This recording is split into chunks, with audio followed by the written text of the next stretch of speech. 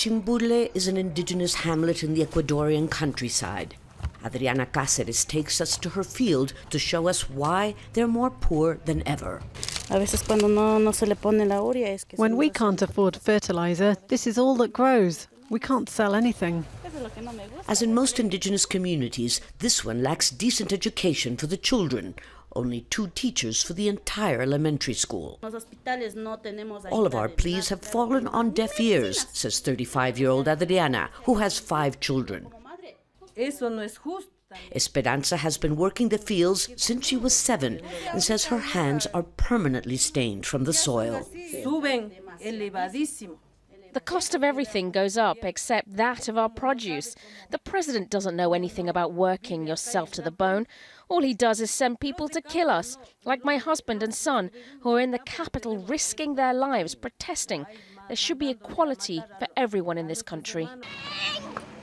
Chronic infant malnutrition has soared in Ecuador in the last 2 years, reaching nearly 50% in most indigenous communities, the second highest in Latin America.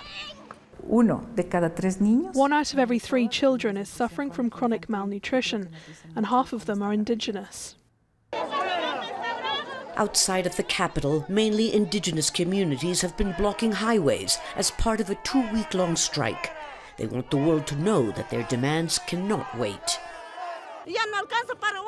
We can't afford to feed our families. Our children are starving. We can't send our children to school. Even before the pandemic and the war in Ukraine, indigenous communities who provide the lion's share of food and labor were struggling.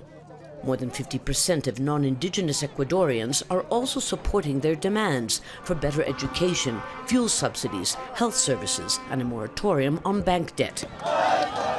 But as has happened many times in the past in this country, the ones who are leading the charge are those who say they have nothing left to lose.